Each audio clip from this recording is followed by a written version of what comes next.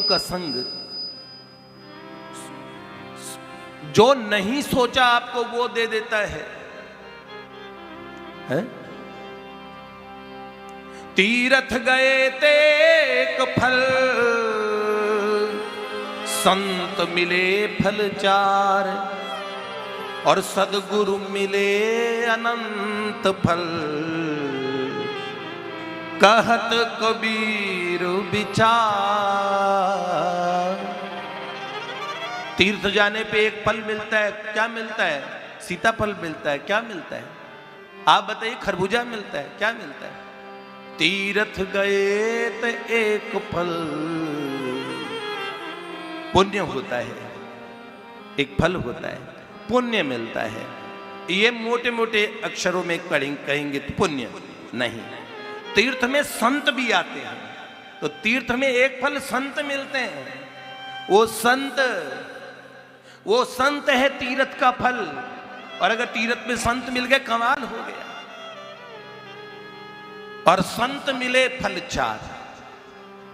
तीर्थ ऐसे ही मन में आया, मैं सोच रहा था लोग पुण्य अर्थ करते हैं इसका। नहीं, तीर्थ में संत मिलते हैं, ये एक फल है। और संत मिले फल चार। संत मिलने में चार फल मिलते हैं। आप कहेंगे हाँ बब्बू गोशा मिलता होगा, नाशपाती मिलते होगा। नहीं, चार फल कौन से? तो इसका अर्थ बताया, धर्म अर्थ काम मोक्ष। कौन सा वाला फल? धर्म, चार पुरुषार्थ, धर्म अर्थ काम मोक्ष सब संतों के पास मिल जाएगा। पर हम कहें संतों के पास चार फल कौन से हैं? ऐसे ही मन में भाव आया, संतों के पास नाम रूप लीला धाम, ये चार फल मिलते हैं। क्यों? क्या? चार पदार्थ खारोरी किशोरी राधे, मोहे तो भरोसो है। तिहारोरी किशोरी राधे, मोहे तो भरोसो है। तिहारोरी किशोरी राधे, भोगते मुक्ति नहीं मांगत केवल, भोगते मुक्ति। इसमें एक बात कही, ये चार पदार्थ प्रेमियों को अच्छे क्यों नहीं लगते? है? क्योंकि उन्हें तो विषय तो बिल्कुल पसंद ही नहीं है।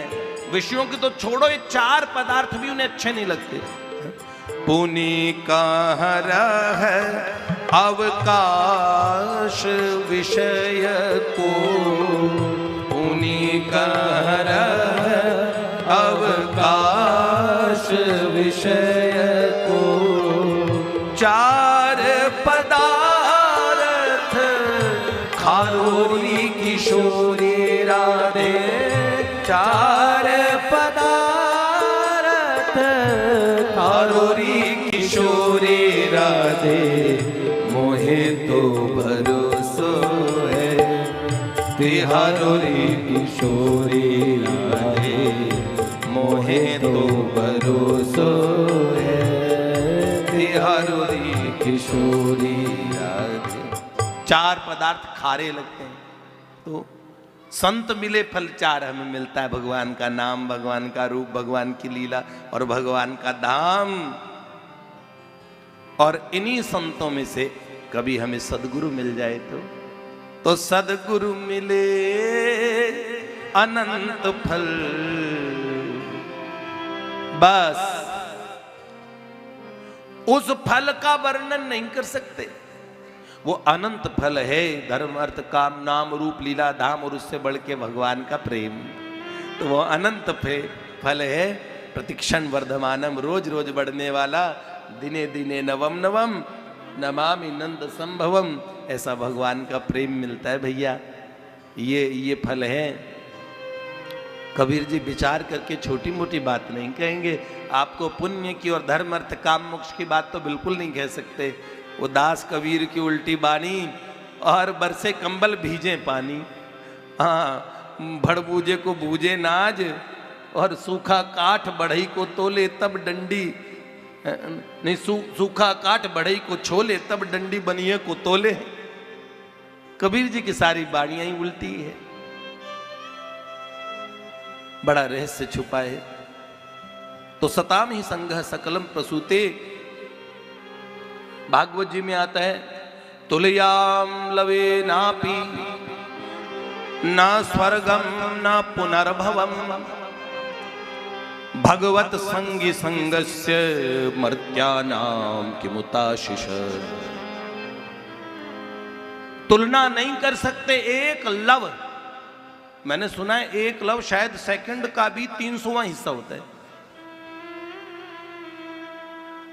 तो इतनी देर के लिए भगवान के भक्त का संग मिल जाए, क्षणमिह सज्जन संगत रेखा भवति भवार्णवतरणे नौका सततम चिंतय तत्वम चित्ते परिहर चिंता नश्वर वित्ते भज गोविंदम गोविंदम भज गूढ़मती अंगम गलितम पलितम मुंडम दशन विहीनम जातम तुंडम वृद्धो याति गृहीत्वा दंडम तदपि न मुंचति आशा पिंडम भज गोविंदम भज मूढ़मते बाणस्तावत क्रीडसक्तः तरुणस्तावत तरुणिरक्तः वृद्धस्तावत चिंतमग्नः हारे ब्रह्मणि कोऽपि न लग्नः भज गोविंदम भज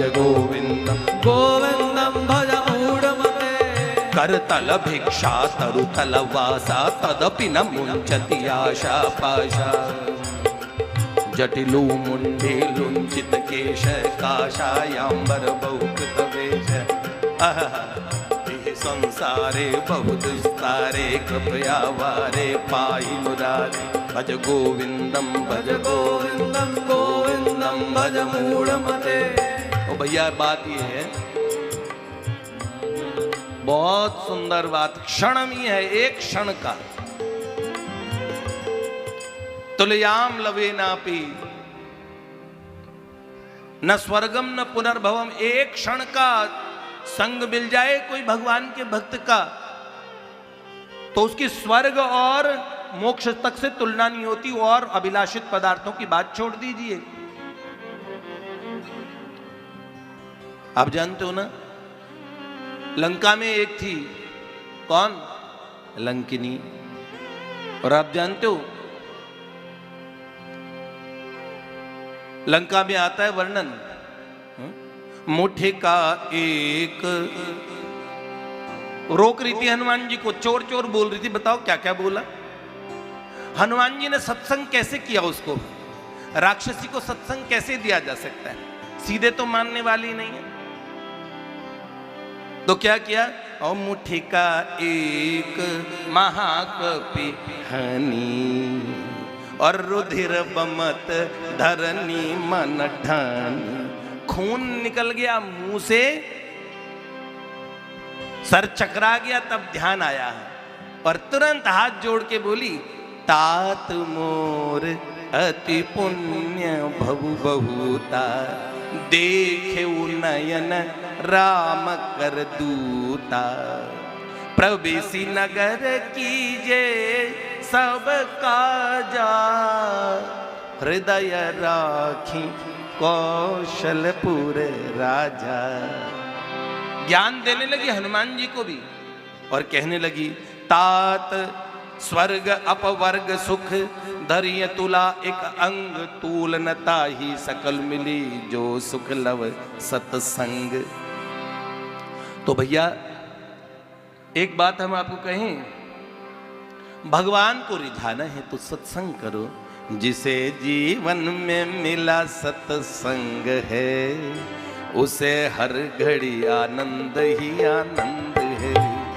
जिसे जीवन में मिला सत्संग है उसे हर घड़ी आनंद ही आनंद। लेकिन हम आपको कहें, हम लोगों को सत्संग का मन करता नहीं, मन लगता नहीं, या फिर मन लगाना नहीं चाहते। भैया क्यों कर? देखो हमें तो बाल बच्चों से समय नहीं मिलता, हमारे राजस्थान में महात्मा लोग,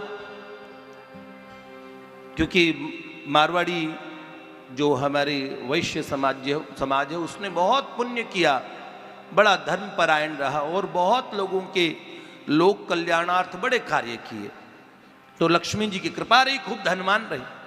तो संत उन्हें समझाते हैं, कई ऐसे थे कि जो इसी में 99 के चक्कर में लगे थे कि 100 कप बना ले, तो जो भगवान का भजन नहीं करते थे तो संत बोला करते थे। तो एक सेठ जी से एक संत ने पूछा, तो सेठ जी ने जो उत्तर दिया, भौतिकतावादी लोगों का उत्तर वही होता है।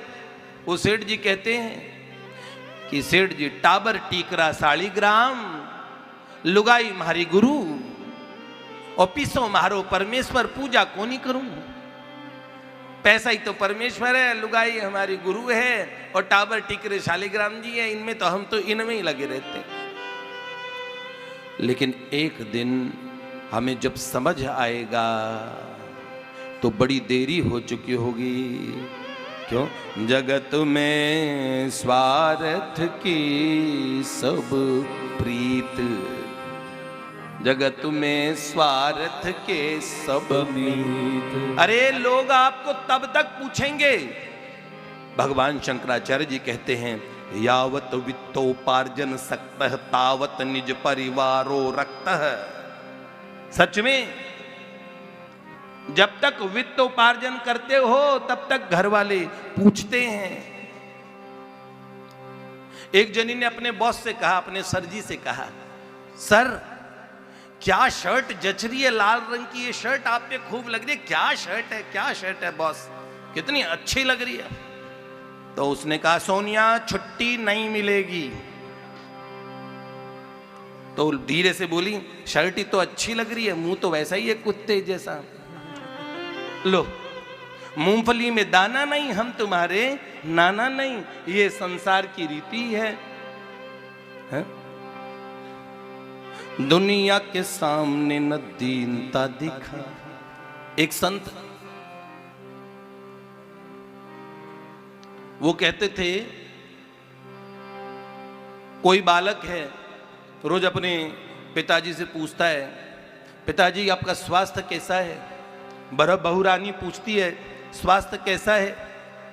ऑल राइट छे, बढ़िया छे, ऐसे करके रोज पिताजी बोला करते थे। एक दिन उन्होंने कहा कि पिताजी से पूछ के बाहर निकले, कब ये बुढ़ा कहेगा कि ठीक नहीं है।